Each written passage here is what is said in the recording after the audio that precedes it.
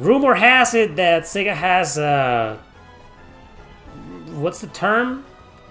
Re-registered or something the Skies of Arcadia trademark. We've seen companies doing this before. That does not necessarily mean the game is getting a remaster or remake. It just means that Sega wants to continue to protect the Skies of Arcadia copyright. Okay?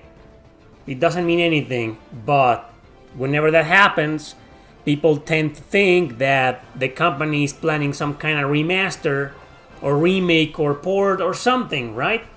And it usually turns out to be true. I remember when Square Enix did the same with Legend of Mana, and everybody was like, oh, what are they gonna do with Legend of Mana? A remaster, a remake? Probably nothing. And a year later, Legend of Mana Remaster announced.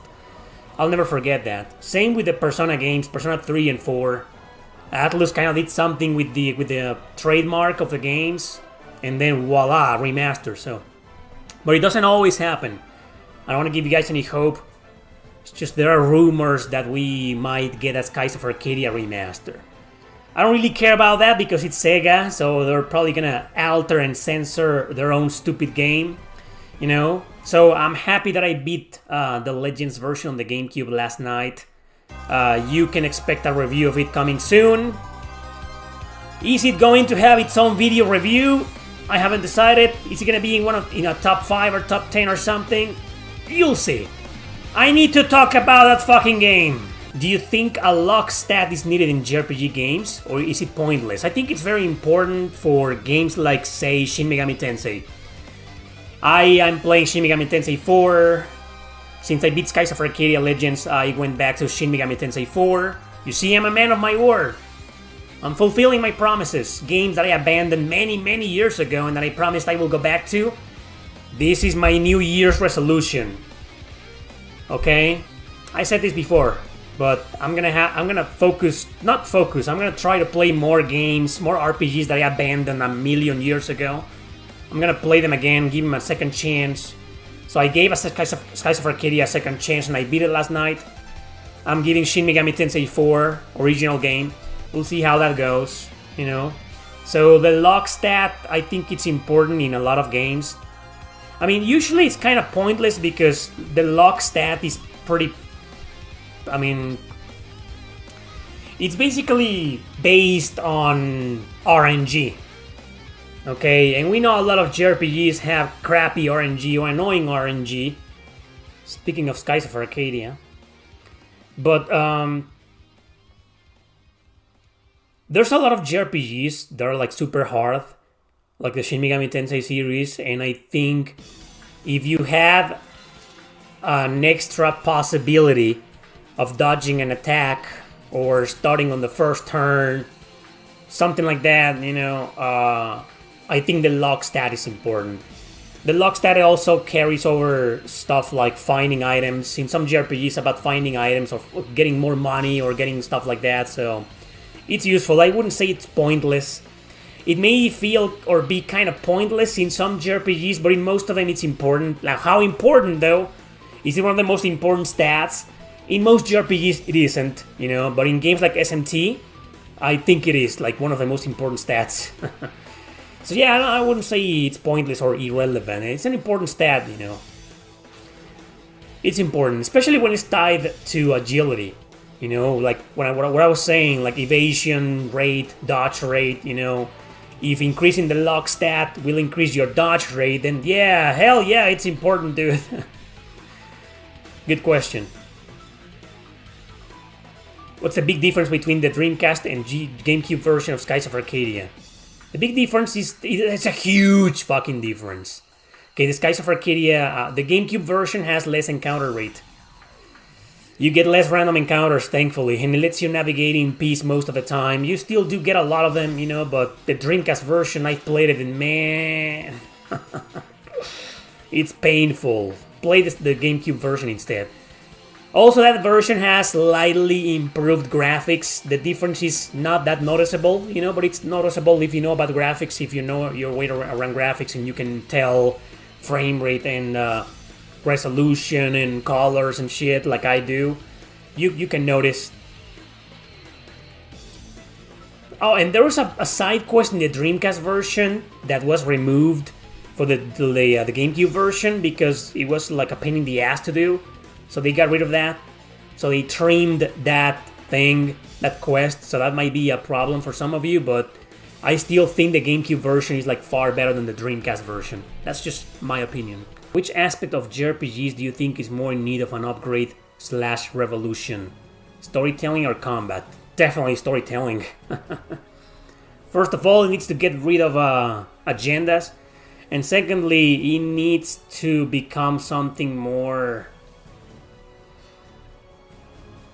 I'd say, mature. Because in the 80s, 90s, and 2000s, you know, we got a crap ton of the same plot, the same recycled cliches and the same plot. You know, the little kids with the power of friendship saving the world and fighting God. We already got a lot of that, you know. So I think we need more different games, you know, different storytelling. We need more Nier, for example. We need more Code Vein. We need more Parasite Eve. Or you know what? They don't necessarily need to get darker or more mature. Just a different type of storytelling. I also believe stories need to be more oriented to adults nowadays, you know? Because while JRPGs still cater to a lot of teenagers, especially in Japan, most JRPGs worldwide cater a little bit more to adults nowadays because we grew up with them. Because a lot of us come from the PS1, PS2 era, or even SNES era, you know, so we played a crap ton of the same games.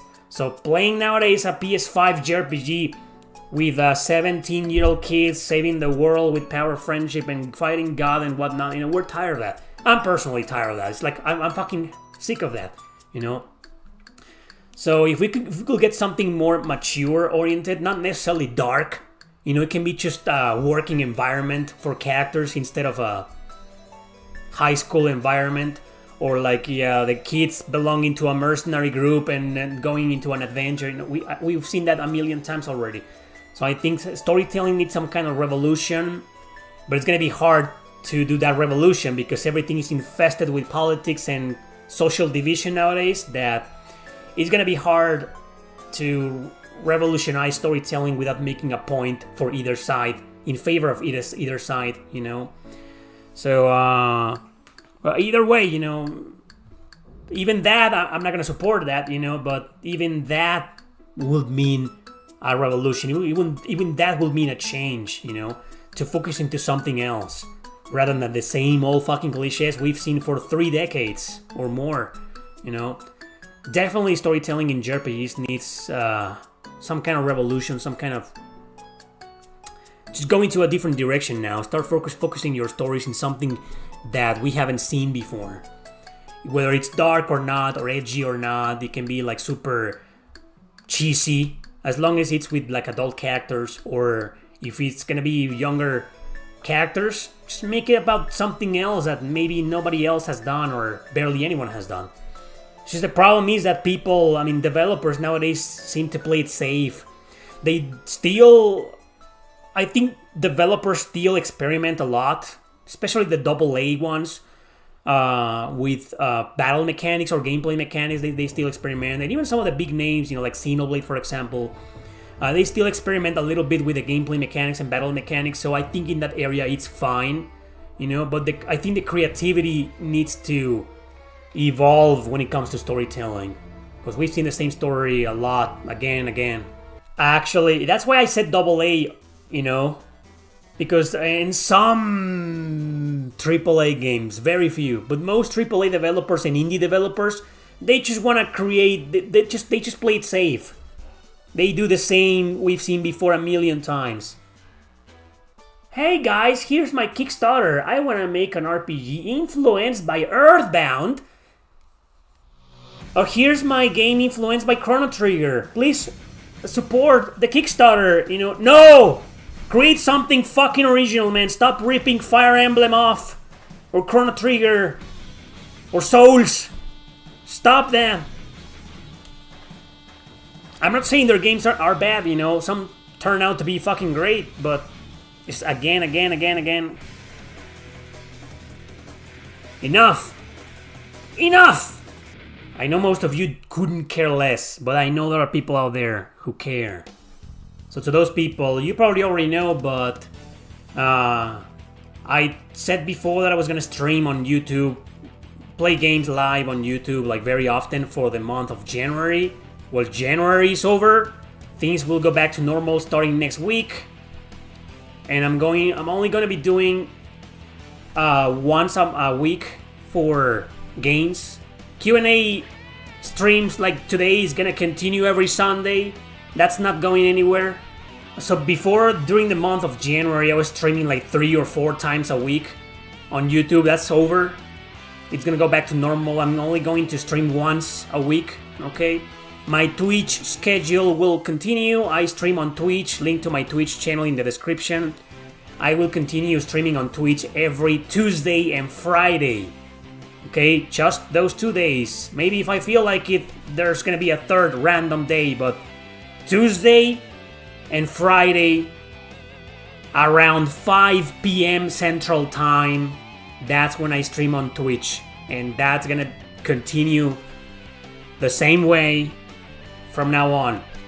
Oh, also, another announcement that I have to make. I already did this on the last Q&A, and I did this a few days ago this week. Most of you probably didn't notice, because most of you aren't fans of the podcast.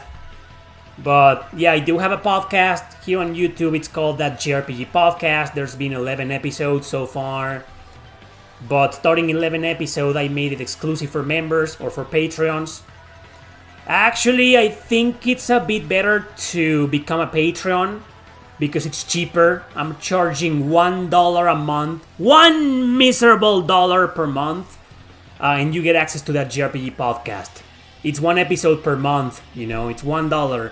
And I think the membership here on YouTube costs a bit more. I think it's $1.50 or $2, depending on your country. Because fucking YouTube is weird. I don't know why it charges differently depending on your country or your region. I don't know, man. Don't ask me, it's fucking YouTube. But Patreon is like $1 no matter where you are from, you know? So, you will find a link to my Patreon page in the description, or a button that says join.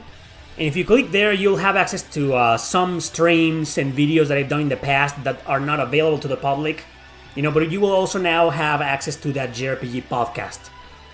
Okay, the latest episode was about Is 8 Lacrimosa of Dana. So it's exclusive for members here on YouTube, but also exclusive for Patreons on patreon.com, link in the description. It's $1 a month. Consider supporting my channel. It's important, especially nowadays. So, somebody was asking me the other day, like, what was the best way to support this channel, my channel? Patreon, definitely.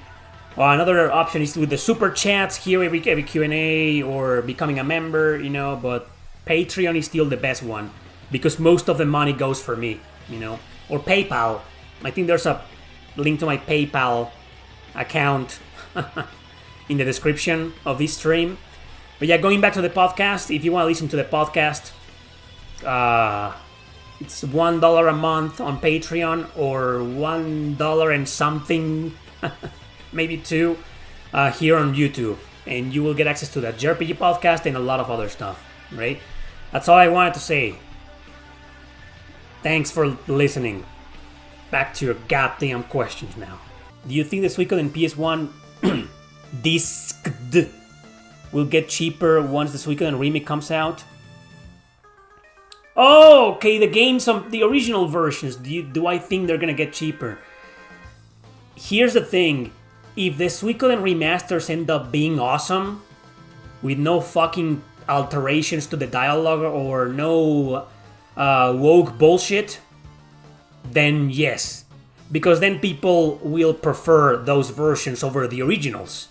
And a lot of influencers and reviewers are gonna go out and say, yes, play these games, play the remasters over the originals, you know? And that's gonna make the originals drop in price. But if the opposite happens, if the remasters end up being bad or full of fucking agendas or bullshit translations, then a lot of people are gonna say no, stick to the originals, and that's only going to make the originals go more in price. So we don't know what's gonna happen. I mean, we need the remasters to come out, but they are remasters, they are not remakes, okay? They are remasters. Look, listen, Star Ocean: The Second Story, it got a remake about like a year and a half ago. Less than a year and a half ago, like a year ago. Star Ocean: The Second Story. Before the remake came out, the original PS1 version used to go for like $80, $100, man. And now look at price charting. Ever since the remake came out, which everybody praised, including me, the original PS1 version dropped in price. You can find it for like $40-something according to pricecharting.com. You can find copies of it on $45, $50, $60 on eBay, I'm pretty sure. So, like I said, if the Suikoden remasters end up being great in all areas, chances are the physical versions will go down in price. The problem is Suikoden 2, because Suikoden 2 had a limited print run from the beginning, so it's always been rare. The game was released, and it's been rare since day one. So that one might not drop in price that much if the remaster ends up being great.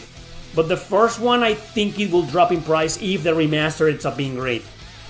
It's all a matter of how people perceive them. If they're bad or if they're like woke or something, you know, a lot of people are going to prefer the original. They're gonna be like, fuck this remake, fuck this remaster, I don't wanna play it, you know, I'm gonna stick to the originals. Do you think hard games are more in fashion nowadays than they were 15 years ago? It's because people like to flex their skills on the internet? Yes. Playing games on hard mode or playing hard games has become such a big trend nowadays because, I mean, we were talking about this before, how difficulties seem to be better depending on the generation, you know? But yeah, definitely, because I think there's been a lot of... If 10, 15 years ago, there were a lot of complaints that games were getting easier.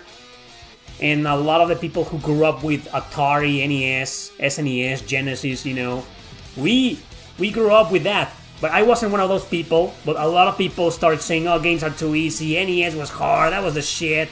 So there were a lot of arguments like that. So the newer generation started feeling like humiliated maybe, or bullied, you know? And then they were like, you know what?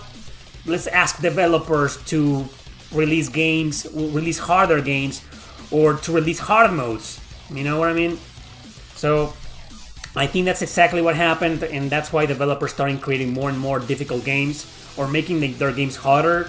I've also discussed how I think a lot of developers, modern developers, don't know how to make their games hard, you know, but yeah, I think hard games or hard modes in games have become a trend because people want to just boast online, I guess, you know? Hey, I beat this game on hard and put 120 hours, and it's like, no one fucking cares.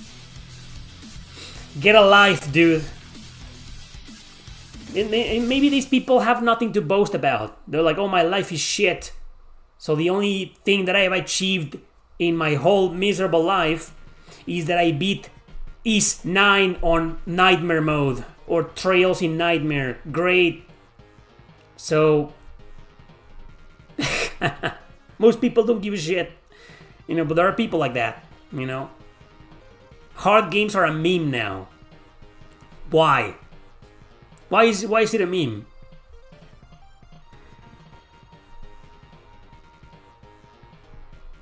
That's just how I see it, though. You know, I always had a problem with those people. Actually, many years ago, I made a video entirely dedicated to that. It's called video game elitism, and how people just boast about and make others feel inferior because they play games on easy or normal mode. And they're like, oh, you play the game. Why do you feel the need to tell people on the internet that you play the game on hard and you put 150 hours?